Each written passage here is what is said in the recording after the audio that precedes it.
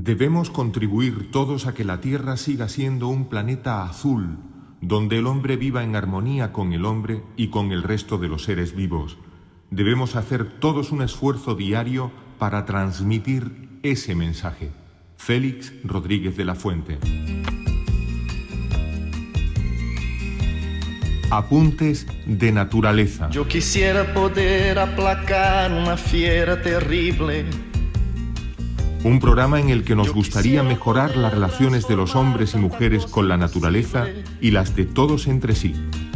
Yo quisiera decir tantas cosas que pudieran hacerme sentir bien conmigo. Un tiempo de radio con Manuel Amaya, Carlos Rosa y Antonio Mérida. Yo quisiera no ver tantas nubes oscuras arriba, navegar sin hallar tantas manchas de aceite en los mares y ballenas desapareciendo por falta de escrúpulos comerciales. Yo quisiera ser civilizado como los animales. Si hiciera falta tanto pa' vivir, si hiciera falta tanto pa' sonreír, si hiciera falta tanto pa' vivir, ay compadre, ni tú ni yo ya estaríamos aquí.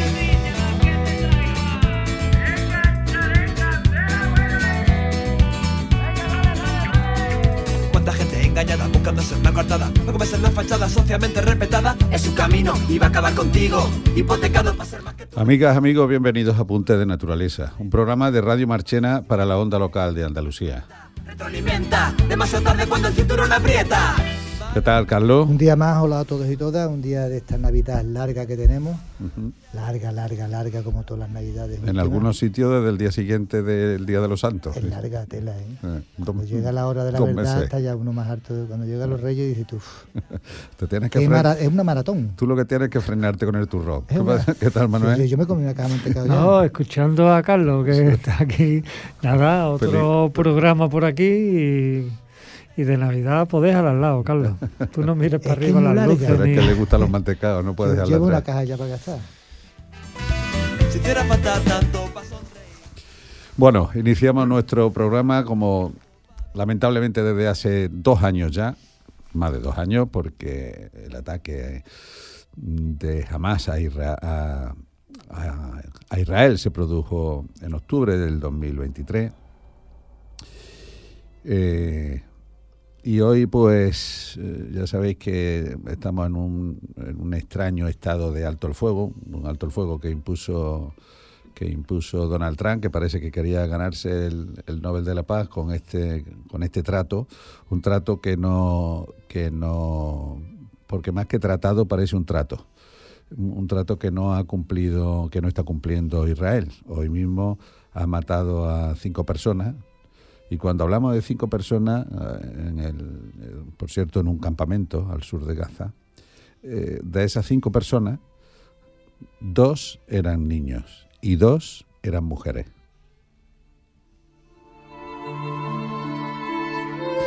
Y todo esto mientras que la crisis humanitaria pues sigue siendo caótica, con un colapso de servicios públicos donde no se puede atender a nadie prácticamente, donde la gente no para de desplazarse de un sitio para otro buscando refugio, y ahora también, para colmo, pues con una lluvia intensísima que han inundado los campamentos, las frágiles tiendas y lugares donde se refugia la población civil, y que está causando muertes, incluso en niños y niñas recién nacidos.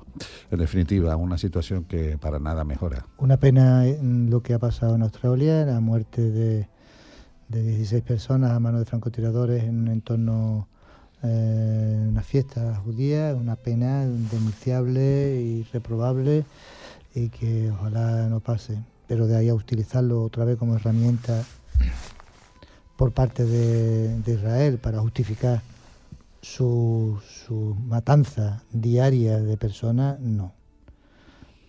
Ojalá no pasen estas cosas, ojalá no pasen nunca más, pero que Israel no puede justificar su actuación de asesinatos continuos en porque es lo mismo, no, es mucho peor. O sea, que si una serie de francotiradores sin ningún tipo de escrúpulo se ponen a disparar a la población sin ningún tipo de escrúpulos, pues que te pongas con aviones y con drones y con máquinas de guerra a bombardear a la población sin ningún tipo de escrúpulos es 1000 veces peor. Y quería señalar también que la plataforma Marchena por la Paz sigue convocándonos todos los viernes en los Cantillos, en la calle Libertad, calle San Pedro actual, y nada, pues estamos todos invitados a participar de estas concentraciones. Gente que no se rinde, 163 concentraciones.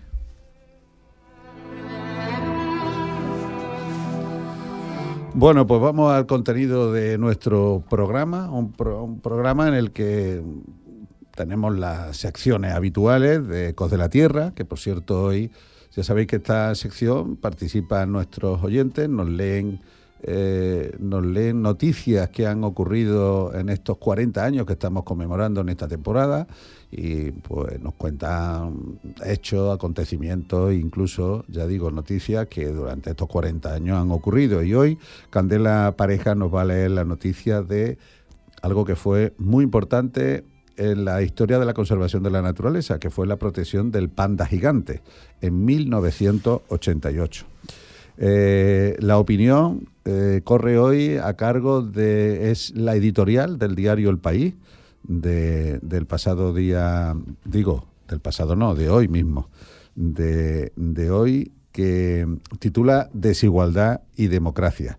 Y la guarida literaria la cerrará José María Mérida, que nos lee la letra de la canción de Juan Manuel Serrat, Pare en catalán, Padre en castellano. Pero dejamos en esta presentación, para el final, lo que va a ser de verdad el contenido de nuestro programa, ¿no, Carlos? Hoy tenemos el placer de tener con nosotros a una persona que lleva bregando con cuestiones medioambientales desde hace muchísimo tiempo.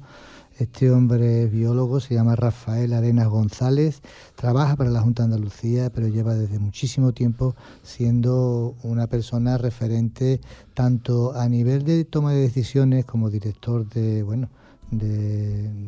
la estuvo en aquella fundación, la asociación Malvasía, ha sido director del Parque de Nachuelo, o sea, que una persona, director del programa de conservación de buitres negros, de la limoche, o sea, una persona muy implicada tanto desde su trabajo como a nivel personal, pero además es un articulista y es una persona, un comunicador, un articulista de Diario de Córdoba y ya tiene un par de libros publicados, con lo cual tiene conocimiento de lo que nos está contando.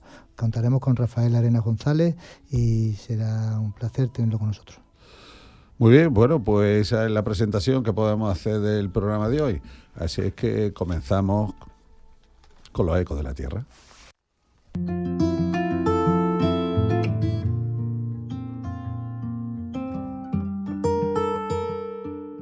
En nuestro espacio Ecos de la Tierra, 40 años contando en Apuntes de Naturaleza el latido del mundo, Candela Pareja nos recuerda la medida de protección del panda gigante en China en 1988.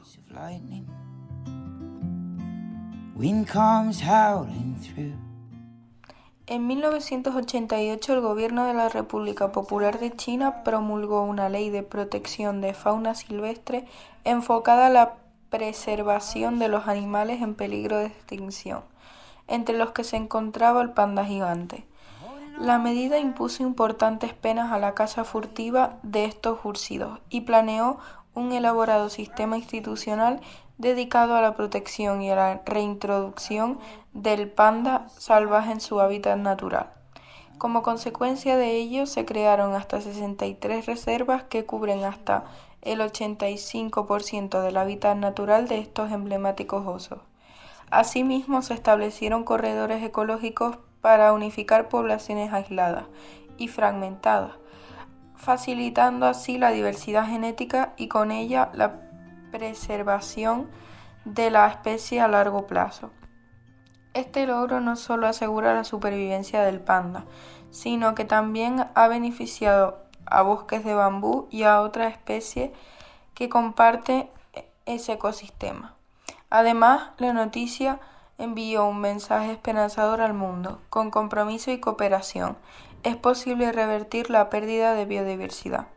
En resumen, la recuperación del panda gigante es un ejemplo inspirador de cómo la acción humana, en lugar de destruir, puede salvar a una especie y convertirse en un modelo de conservación global.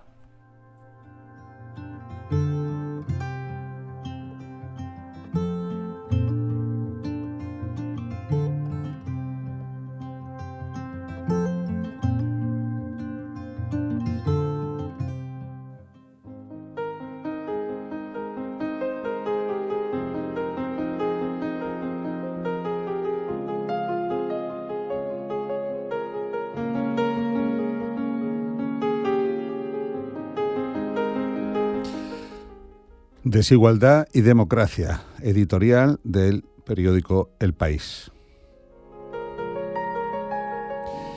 La desigualdad sigue creciendo en el mundo, pero ahora lo hacen en un momento crítico para la economía global, inmersa en profundos cambios geopolíticos y tecnológicos. En el último estudio avalado por grandes economistas de prestigio revela que la inequidad se mantiene en niveles extremadamente altos y que en algunos aspectos incluso ha empeorado en los últimos años, lo que supone no solo una brecha dramática en términos de oportunidades, sino una seria amenaza para los sistemas democráticos. Hoy, el 10% más rico de la población posee alrededor de 3/4 partes de toda la riqueza global, mientras que la mitad más pobre apenas controla poco más del 2%. Y más importante todavía es el hecho de que menos de 60.000 personas, es decir, el 0,001% mundial, controlen 3 veces más patrimonio que los 3.000 millones de personas más pobres juntas. El crecimiento es además exponencial. Desde los años 90, la riqueza de los multimillonarios ha crecido a un ritmo del 8% anual, lo que opaca las modestas ganancias que han tenido las rentas más bajas en ese tiempo. La desigualdad se cruza con otras brechas profundas que agravan aún más la situación. La inversión en educación por niños en regiones como África subsahariana es hasta 40 veces menor que en Europa o Norteamérica, lo que condena a generaciones enteras a reproducir sus patrones vitales. El informe también recoge el hecho de que las mujeres reciben una fracción de los ingresos por hora cuando se incluye el trabajo no remunerado y sufren limitaciones estructurales en oportunidades de carrera que no acaban de cerrarse por mucho que lleven años denunciándose. Mientras el 10% más rico genera más del 70% de las emisiones de carbono, son los pobres los más afectados por los desastres climáticos. Son cifras que van más allá de la pura estadística. Son el espejo de un mundo conformado a la medida de una élite de billonarios, mientras una parte importante de la ciudadanía no tiene garantizado el acceso a servicios básicos ni a salarios dignos. Nunca, como ahora, una minoría diminuta había concentrado un poder económico tan colosal al calor de la explosión de la industria financiera y luego de la tecnología. La meteórica implantación de la inteligencia artificial no hará más que agudizar esta tendencia. Hay fuerzas estructurales que alimentan esta trayectoria, sistemas fiscales que permiten la evasión masiva de impuestos por parte de multinacionales y multimillonarios, mercados financieros globalizados que favorecen a las grandes capitales y políticas públicas que no han logrado frenar la enorme concentración de riqueza. Más aún, la influencia de las élites económicas sobre las decisiones administrativas debilita la voluntad necesaria para abordar reformas profundas. Así, el presidente de Estados Unidos, Donald Trump, arrancó al G7 un compromiso que exime a la primera economía mundial de la iniciativa de la OCDE para gravar a las multinacionales con un impuesto mínimo del 15%. En Francia, por su parte, la Asamblea Nacional ha rechazado la conocida como tasa Zuckman para gravar con un 2% las fortunas superiores a los 100 millones de euros. Forjar consenso efectivo en estas circunstancias es cada vez más difícil. Mientras la desigualdad no deja de crecer y con ella la comprensible indignación de los ciudadanos, con el consiguiente riesgo de convertir la sociedad en un polvorín de desafección hacia el Estado social de derecho. Son por eso urgentes reformas legales que hagan frente a un problema que amenaza seriamente la democracia.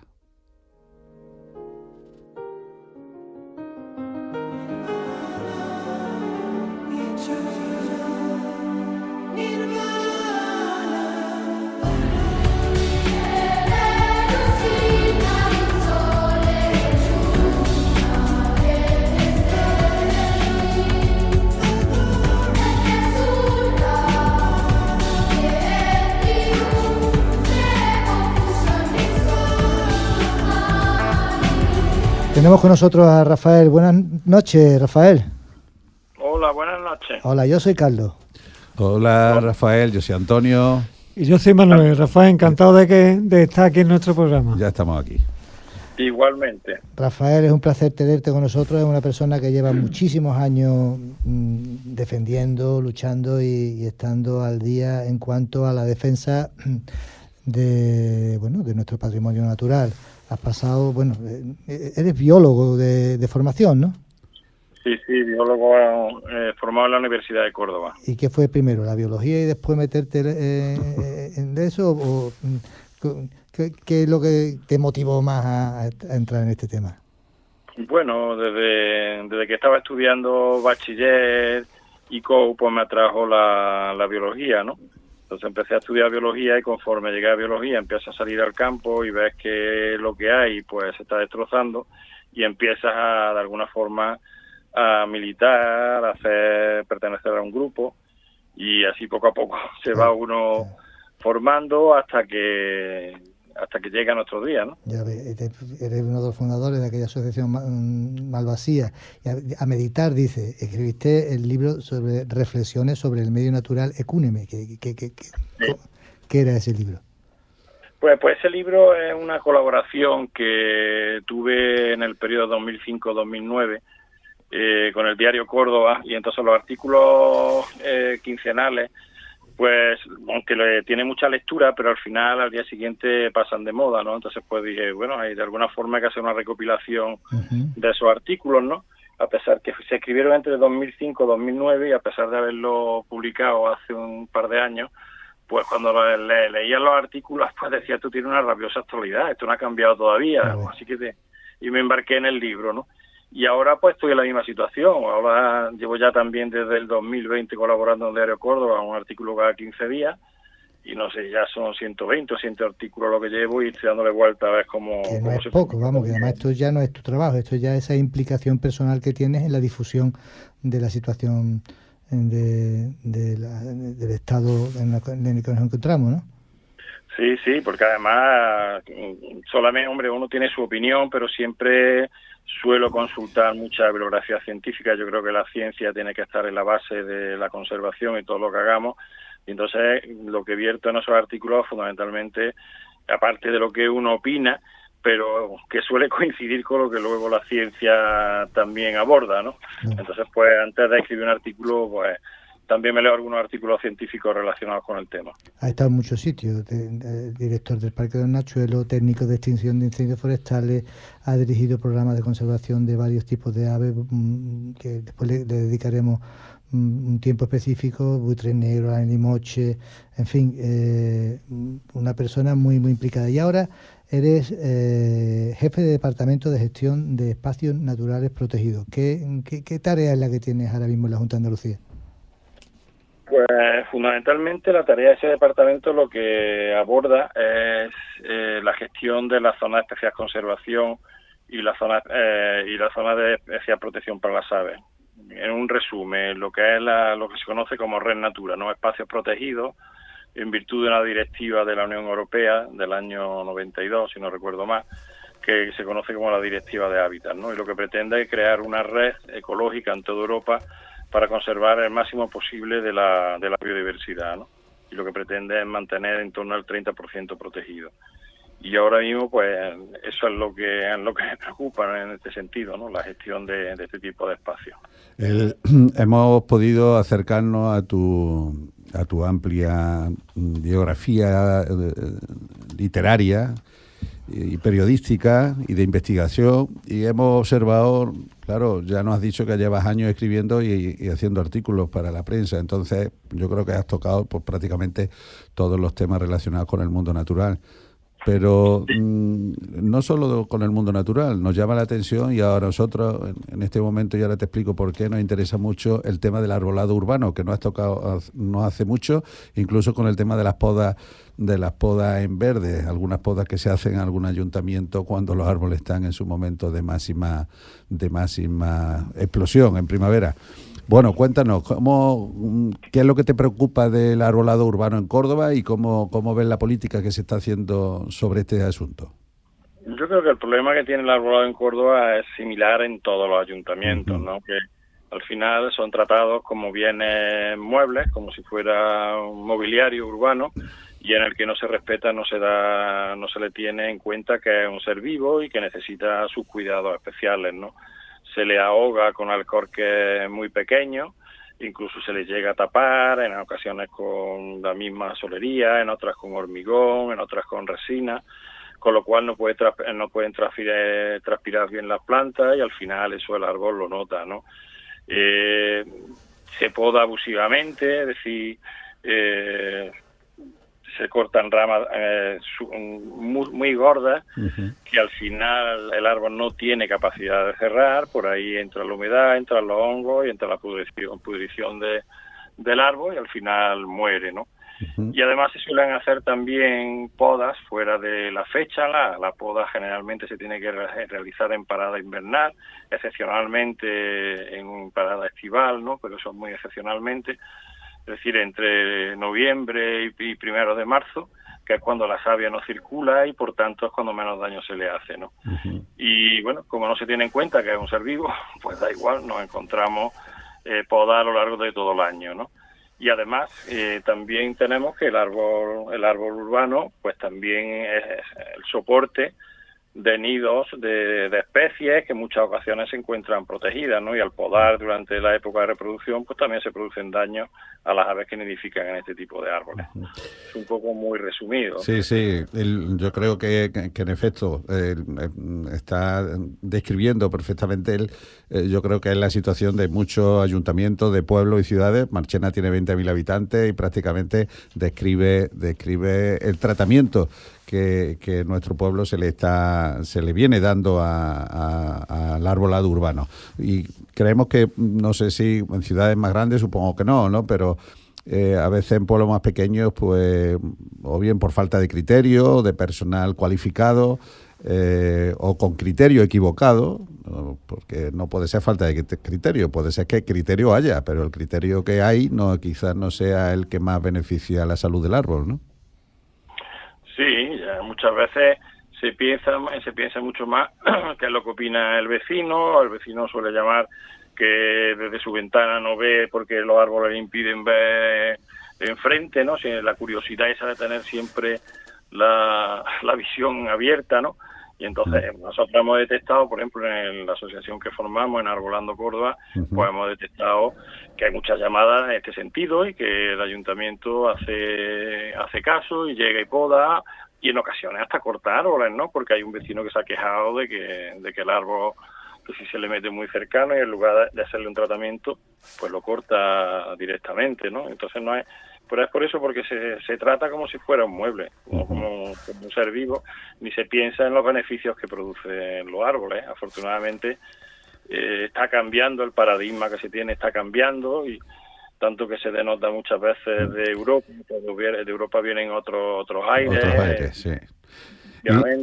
Y desde que habéis formado esta asociación, porque en Córdoba nos consta de que hay más asociaciones que están preocupadas también por la salud de los árboles y por el arbolado urbano, desde que, y habéis ahora, porque esta de Arbolando es relativamente reciente, ¿no? Es una creación, es una asociación relativamente creciente y ha hecho, no sé, ¿se os escucha? ¿Habéis conseguido modificar algo en esta visión que el ayuntamiento, que la administración tiene del tratamiento del arbolado urbano? Bueno, escuchar, yo creo que al final yo creo que las cosas van cambiando, poco a poco van cambiando. Es verdad que no nos responden a ningún escrito. Nosotros siempre que hacemos algún tipo de denuncia, pues pedimos los informes técnicos, los que estén basados, ¿no?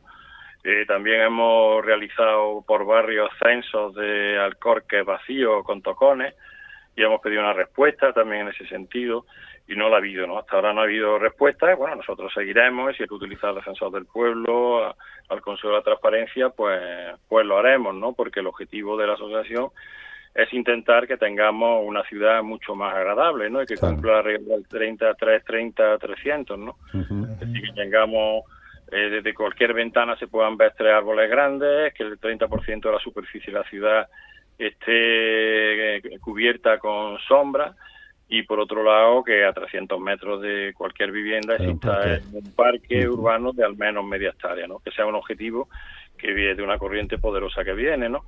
Con independencia que hay que tratar y lo que también se conoce como infraestructuras verdes, ¿no? Entonces ya los árboles no solamente hay que pensar los árboles, hay que pensar también en otro tipo de vegetación, como puede ser implantación en los alcorques, lo que se viene denominando alcorques vivos, y en los que además esos alcorques vivos van a posibilitar que haya vida, haya más biodiversidad, haya especies polinizadoras y en definitiva aumenta el contacto del hombre con la naturaleza en la propia ciudad, ¿no? A lo mejor un pueblo pequeño no, pero ya con determinada tamaño es necesario tener ese contacto. Uno de los temas que tocas en tu artículo, entre otros, es el tema de los incendios forestales. Nos interesaría saber, bueno, cuál es tu visión sobre la posible regulación de las normas para la prevención del incendio forestal, cómo está cambiando nuestra fisonomía, nuestro paisaje por culpa del cambio climático y si nos estamos adaptando y bueno, y sobre todo también uno de los temas que hemos tocado aquí muchísimo, desmontar algunos bulos que se están difundiendo a través de redes sociales en las que bueno que lo que hacen bulos como que la legislación impide limpiar los bosques, en fin, ya le hemos dedicado varias veces este tipo de cosas, pero que están siendo un factor muy negativo a la hora de dar a conocer cuál es la problemática de los incendios. ¿Cómo ves la situación? Bueno, la situación está complicada porque el problema es que hay un porcentaje importante de personas que se creen en el bulo de que el cambio climático no existe, ¿no? Que toda la vida ha hecho calor, que somos unos exagerados y te sacan a lo mejor una temperatura de una ciudad del año 50 y tanto que superó la que tenemos actualmente y no se dan cuenta que lo que estamos hablando, en primer lugar, que está aumentando la temperatura porque se ha multiplicado mucho el CO2 en la atmósfera, que hay un efecto invernadero que es el que posibilita la vida, pero que tiene unos límites, y esos límites se sobrepasan, pues se sigue sobrecalentando, ¿no? Si sobrecalentamos, pues al final, lo que nos dice la ciencia, en nuestras latitudes que se van a producir periodos o efectos, como diría yo, puntuales, perversos, ¿no? Como puede ser grandes olas de calor más extensas, lluvias torrenciales, sequías prolongadas, es decir, que los efectos del cambio climático va a ser una pérdida de precipitación en torno al 20%, ¿no? Y entonces, por ejemplo, lo que se habla en algunos escenarios es que los alcornocales estarán en Galicia en el año 2100 si no se frena el cambio climático, ¿no? Y entonces, si nosotros partimos de esa base, pues esos fenómenos extremos pues nos van a llevar en verano, que hay mayores temperaturas, como este verano ocurrió, que han durado mucho más tiempo que en otros periodos, y por tanto el riesgo es mayor. ¿Qué ocurre también? Pues lo que ocurre es que también se lanza ahí el bulo de que los espacios naturales protegidos no se permite hacer absolutamente nada, cosa que no es cierta. Los aprovechamientos en los parques naturales están permitidos, y están reguladas igual que en el resto del territorio, es decir, se puede desbrozar, se puede sacar el corcho, se puede prácticamente hacer lo mismo dentro de un espacio natural protegido que fuera, ¿no? Hay una atención porque tiene mayor biodiversidad, pero no es cierto que estén prohibidas todas esas cuestiones que se dicen por ahí, al menos en Andalucía, que es el caso que yo conozco, porque en los parques naturales, por ejemplo, lo que se dice es que los aprovechamientos tradicionales deben seguir ejecutándose, y por tanto no es cierto. Y hablamos de una situación que está aprobada desde 1988, o sea que no es nuevo, ¿eh? Sí. Pero bueno, a alguien le interesa lanzar esos bulos y hay muchas personas que desgraciadamente se lo creen, ¿no? ¿Qué es lo que ocurre fundamentalmente? Pues fundamentalmente lo que está ocurriendo es que pues no es agradable vivir en el campo, la gente no tiene su solución en el mundo rural y entonces emigra a las ciudades. Cuando el campo se abandona, pues lógicamente se matorraliza, pero eso no es un efecto de la protección, es un efecto de la propia sociedad. Cuando se habla mucho de la España vaciada y demás, aquí en Sierra Morena, escrito en los años 70 por un francés, que lo que le llamó la caída de lo que es el pastoralismo, ¿no? A partir del año 73, pues no era rentable la ganadería en Sierra Morena, porque los sueldos eran más caros, porque necesitaba mucha atención y porque la gente se iba a la ciudad porque tenía allí más futuro, ¿no? Y al final, ¿qué es lo que ocurrió? Porque Sierra Morena, que fundamentalmente era ganadera, se transformó en cinegética. Era ganadera y también cinegética, pero fundamentalmente era ganadera. Entonces, cuando quiebra ese sistema pastoril, se aprovecha y se intensifica el tema de la caza, de la especie cinegética, ¿no? Sobre todo de caza mayor, ¿no? Y lógicamente esas especies también necesitan algo más de matorral que la ganadería, ¿no? Y entonces ese es un proceso natural. ¿Qué ocurre? Que con el tema de los incendios, pues necesitas inversiones, ¿no? Necesitas inversiones para realizar áreas cortafuegos, para modificar la estructura de esa vegetación y presupuesto que no lo hay, ¿no? No lo hay ni en Andalucía ni en el resto de España. Y si no atendemos no cambiamos ese modelo, pues los incendios serán recurrentes como este verano y cada vez mayores, ¿no?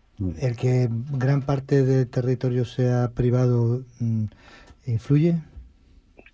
Hombre, influye también porque aunque sea privado, el privado también necesita tener una liquidez, ¿no? En los montes solamente aquellos que tengan a lo mejor un buen halcón local puede ser rentable, pero generalmente los grandes cotos de caza mayor no suelen ser muy rentables en ese sentido, aunque parezca todo lo contrario. Lo que pasa es que los propietarios pues tienen esa afición, la mantienen y lo que hacen es cubrir más o menos gastos. Si uno tiene un halcón local, sí puede ser rentable, si no, es mucho más dificultoso. Y ahí es donde tiene que llegar también la administración, ¿no? Y la administración tiene que ser también pues ayudar a los privados para realizar todo este tipo de gestión para disminuir el riesgo de incendios, ¿no? Y deben ser las ayudas, pues deben ser mucho más alegres de lo que han sido hasta ahora, ¿no? Un tema también interesante que tocas en tus artículos es el tema de la gestión del agua. ¿Cómo ves que esté llevando desde la administración las concesiones de agua y la nueva agricultura? Bueno, pues es otro. Yo creo que el futuro será una guerra del agua, ¿no? Porque nos estamos acostumbrando a consumir y consumir. Por ejemplo, si uno se lee el plan hidrológico del Guadalquivir, pues se ve que tenemos un déficit bastante grande, entre 200 o 400 hectómetros, dependiendo de cúbicos, dependiendo del escenario que manejemos. Es decir, que estamos consumiendo más agua de la que el Guadalquivir tiene. Entonces, eso al final no va a ningún lado. El problema además es que se crean tensiones y hay un ejemplo muy sonado que es la sarquía de Málaga, ¿no? Allí en la sarquía empezaron con los cultivos subtropicales, ¿no? Empezaron a pinchar el acuífero y el acuífero lo han bajado tanto que ya no es rentable. Entonces ahora los agricultores que estaban acostumbrados a tener unos rendimientos bastante grandes y unos rendimientos económicos pues también potentes, pues ahora no renuncian a eso y ahora pues intentan del pantano del embalse de la Viñuela, pues constantemente, si uno ve el Boja, pues verá que hay constantemente solicitudes de concesiones del embalse de la Viñuela. Se habla del agua regenerada, ¿no? En definitiva es el agua depurada de los pueblos. Y bueno, y el siguiente paso será la desalación del agua para regar, ¿no? Y no se pone freno Rafael, porque se sigue permitiendo que, claro, como el negocio es tan bueno, pues se siga ampliando, ¿no? El territorio, el territorio cultivable. Es decir, que efectivamente, lo que ha ocurrido con Doñana, ¿no? Claro. Lo que ha pasado con Doñana, que hace 2 veranos hemos sido testigos de lo que ha habido ahí, ¿no? Ahí no solamente se ha tensionado de alguna forma intencionada la cuestión, donde hay muchos ilegales regando y bueno, de alguna forma se querían potenciar, y el agua que hay es la que hay, aunque haya venga de otras cuencas, pues si viene de otras cuencas son necesarias en otros lugares, ¿no? Entonces, o cambiamos el chip de gestionar el agua adecuadamente, la que necesitamos, y la superficie de riego tiene que ser la que tiene que ser, y no tenemos que estar aumentando constantemente superficie de regadío, pues tendremos problemas y al final pues habrá muchos conflictos sociales con toda seguridad. Seguro. Rafael, nos vamos con las aves. Te voy a plantear varias preguntas y empezamos con los fringílidos de jilguero, verdones, camachuelos, que a pesar de tener ya más de 100 años de protección, ¿acabaremos algún día con la fea y mala costumbre de sacarlos del campo para meterlos en jaula? Pues la verdad que es complicado, es muy complicado porque hay un sector cinegético en la Federación Andaluza de Caza y la Española, pues como tiene socios que practican este tipo de actividad, pues van a estar presionando constantemente, ¿no? Afortunadamente estamos en la Unión Europea tiene muy claro de que unas especies no pueden ser objeto de aprovechamiento si las poblaciones no están en condiciones. Y además, mientras no existan otras soluciones satisfactorias, ¿no? En este caso del tema de los fringílidos, pues se está intentando de hacer llegar la idea de que no es posible la cría en cautividad de los fringílidos y que son necesarios cogerlo del campo para mantener la actividad de concurso de canto y demás, ¿no? Entonces, pues se han hecho pseudoestudios y se han cogido aves del campo, se han metido directamente en jaulas pequeñas y no crían. Pues normal, una ave que está acostumbrada a tener grandes espacios, la metes en una jaula pequeña, pues no cría. Pues si tú las metes en jaulas grandes, pues van a criar, como los propios criadores, y hay muchos vídeos en YouTube que te lo demuestran, ¿no? Y luego, por otro lado, los estudios que se realizan, o que posiblemente que se están realizando, pues no parten del mundo científico, de especialistas que están acostumbrados a ver esto, ¿no? Y ahí hay una corriente bastante grande, y de hecho hay muchos científicos que ahora mismo se están empezando a poner en contra de este tipo de estudios porque no son científicos, ¿no? Yo creo que al final la Unión Europea, cuando vea qué tipo de estudios se están haciendo, dirá, mire usted, esto no es serio, ¿no? Los estudios científicos tienen que hacerlos pues entidades de prestigio, como puede ser el Consejo Superior de Investigaciones Científicas, como puede ser la Estación Biológica de Doñana, pero por científicos que hacen estudios de este tipo, ¿no? Nosotros por aquí vivimos en la campiña, el paisaje está cambiando muy rápidamente, vemos esta agricultura intensiva y superintensiva, principalmente de olivo, también de almendro, últimamente de pistacho, y con lo que supone esta agricultura. Y en este paisaje, o en estos campos, también viven las aves esteparias. ¿Tienen futuro? Pues lo tienen complicado, lo tienen muy difícil, porque esa corriente ahora mismo no está regulada casi en ningún sitio, porque sí es verdad que hay dos sitios de especial protección para las aves esteparias, que una aquí en Córdoba, el Alto Guadiato, y otra en Sevilla, en el entorno de Estepa Osuna, y ahí puede que tengan un poco más seguridad, pero el problema fundamental de las aves esteparias es el tipo de agricultura que se está haciendo, una agricultura muy intensiva, con utilización de abonos, utilización de pesticidas, que además van en incremento. Parecía que iba a ir en decremento. Nosotros hemos hecho un estudio en Córdoba y hemos visto que desde el 91 al 2022, creo recordar, han ido aumentando los pesticidas, pero lo que ha aumentado de manera exponencial ha sido el uso de herbicidas, ¿no? Entonces tenemos unos campos en los que con la utilización de herbicidas o utilización de pesticidas, pues no hay hierba. Si no hay hierba, no hay insectos. Si no hay insectos, pues las aves, que en su primera fase de cría de pollos, pues consumen fundamentalmente insectos, pues no tienen que comer. Al no tener que comer, la productividad decae poco a poco y cada vez menos aves, que es lo que está pasando en el campo. Uno recorre cualquier lugar, da igual, un olivar exactamente igual, y lo compara con lo que había en los años 80 y se da cuenta de que no queda nada. Yo en ocasiones he estado en olivares, a lo mejor haciendo un aguardo para temas del lince, y lo que siempre me ha llamado la atención ha sido el silencio que se oye en el campo. No ya los pájaros cantando, sino el silencio es lo que llama la atención. Y otra cuestión también es ya está con con las aves carroñeras, la más emblemática quizá, el quebrantahuesos. Háblanos un poco del proceso de reintroducción de esta gran rapaz aquí en Andalucía. Bueno, pues en Andalucía el quebrantahuesos desapareció en el año 86, oficialmente, ¿no? Y desde ese momento se puso en marcha un programa para intentar criar en cautividad.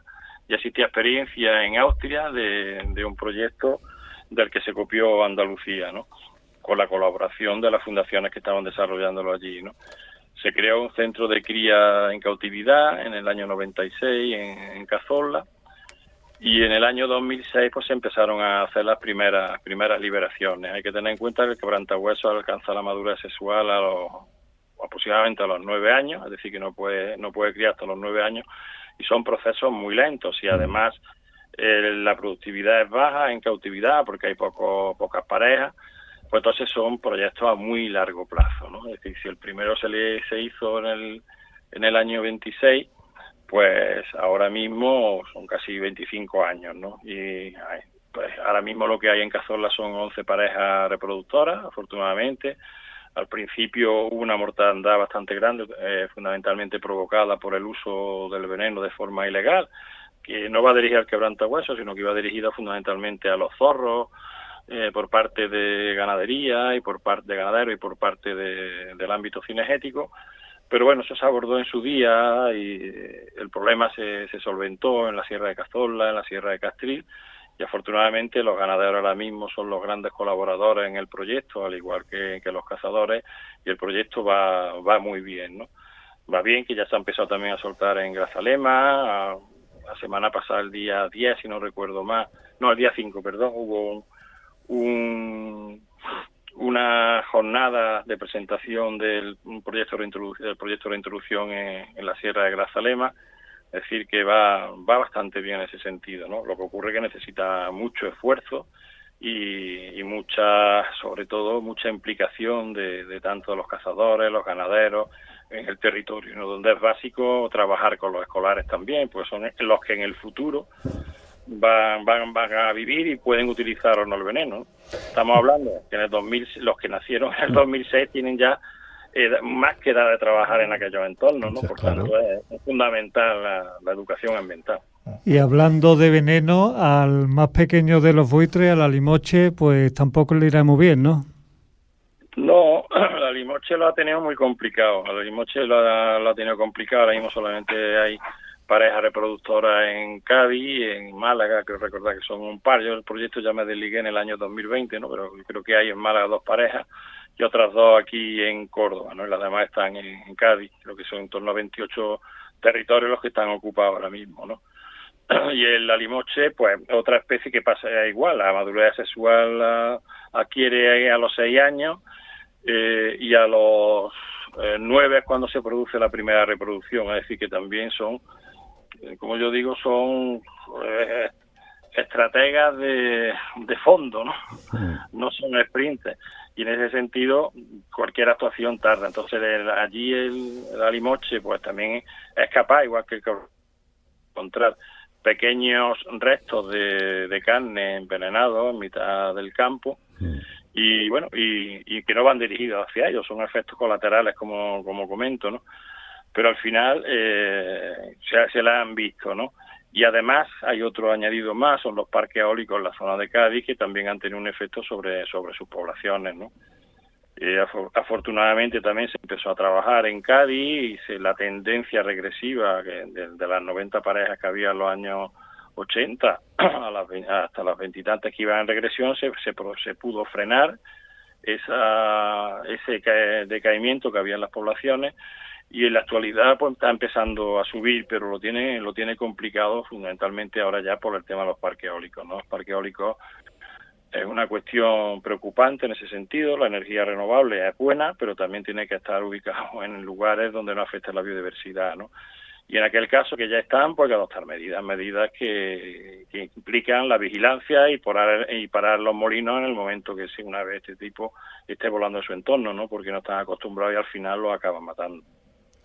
Para terminar un poco, Rafael, has tocado así por encima una cuestión importante que es la educación ambiental.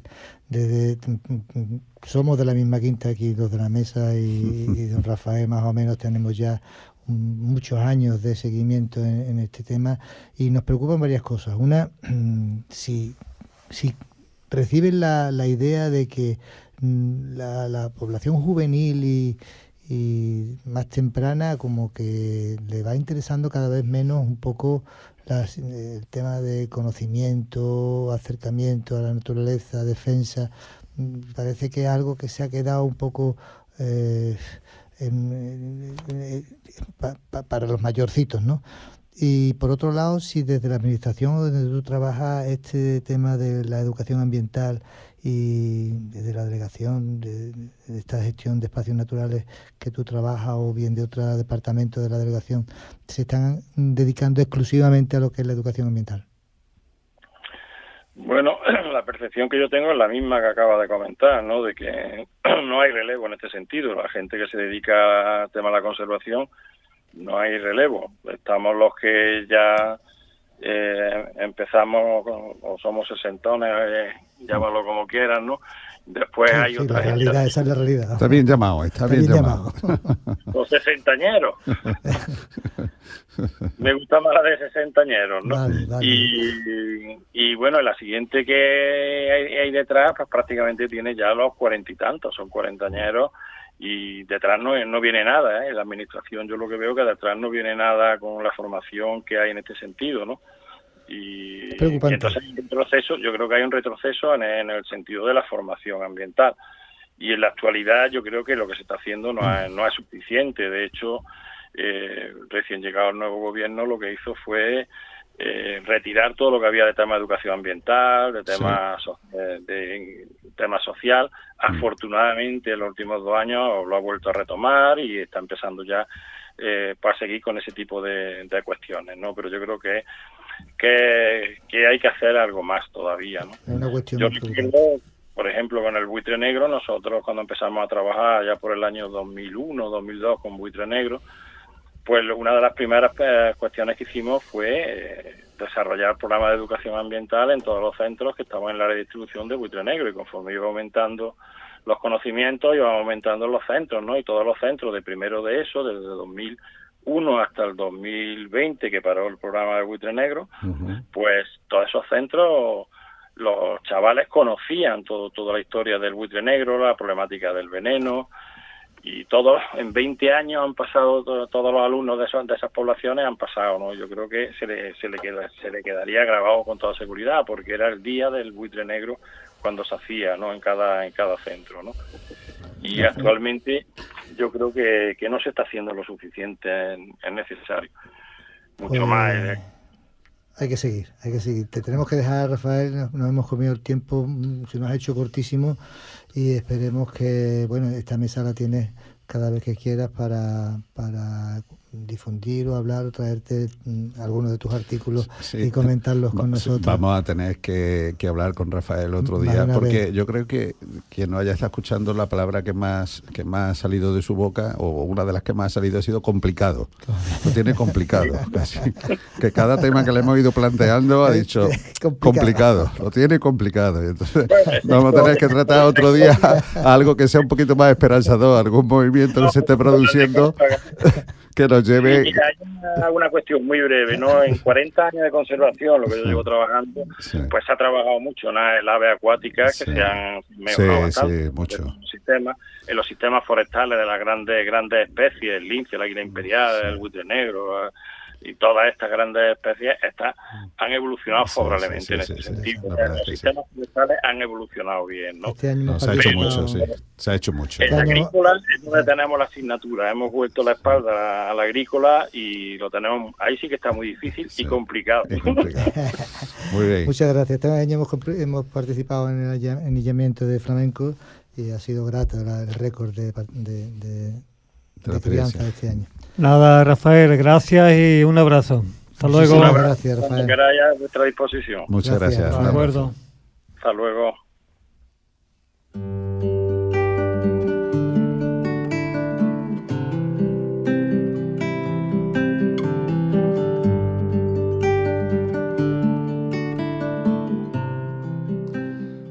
A la guarida literaria de hoy le pone voz José María Mérida y nos lee la letra de la canción Pare, en catalán, Padre, en castellano, de Juan Manuel Serrat.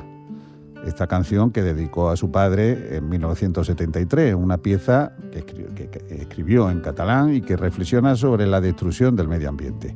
Un desgarrador alegato mediante el que Serrat denunció hace nada menos que medio siglo la destrucción del planeta.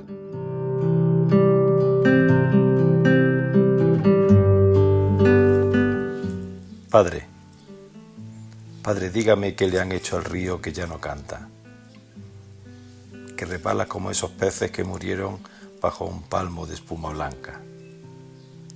Padre, el río ya no es el río. Antes de que llegue el verano, esconda usted todo lo que encuentre vivo. ¿Qué le han hecho al bosque, padre, que no hay un árbol? ¿Con qué leña encenderemos fuego? ¿Y en qué sombra nos cobijaremos, padre, si el bosque ya no es el bosque? Antes de que se haga oscuro, guarde usted un poco de vida en la despensa, porque sin leña y sin peces tendremos que quemar la barca. Tendremos que arar sobre las ruinas y cerrar la puerta de casa con muchas llaves. Y usted nos dice, padre, que si hay pinos hay piñones, que si hay flores hay abejas, y cera, y miel. Pero el campo ya no es el campo. Alguien anda pintando el cielo de rojo y anunciando lluvia de sangre. Alguien que ronda por ahí, padre. Son monstruos de carne con gusanos de fierro. Asómese y les dice que usted nos tiene a nosotros. Y les dice que nosotros no tenemos miedo, padre. Pero asómese porque son ellos los que están matando la tierra.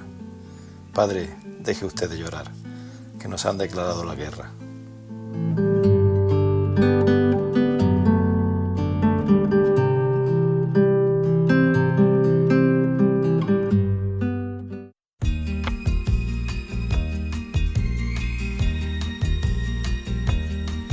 Yo quisiera poder aplacar una fiera terrible. Pues sí, 50 años tiene la canción de Pare de Juan Manuel Serrat, que él ya veía que venía lo que acontecía, y 40 años cumple este programa, o sea que íbamos casi a la par. Y en estos 40 años sí que hemos visto también cómo ha ido evolucionando la problemática ambiental. Bueno, pues llegamos al final de este programa que, como siempre, ha sido posible porque en el control anduvo Fran Lora y aquí en la mesa, en los micrófonos, Manuel Amaya, Carlos Rosa y Antonio Mérida.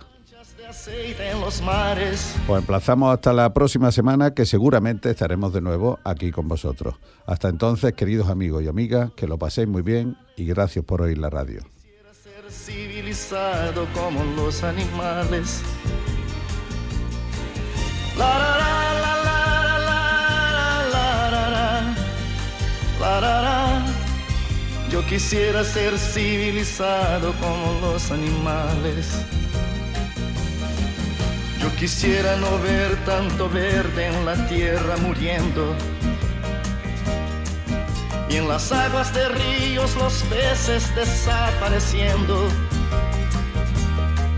Yo quisiera gritar que ese tal oro negro no es más que un negro veneno. Ya sabemos que por todo eso vivimos ya menos. Yo no puedo aceptar ciertas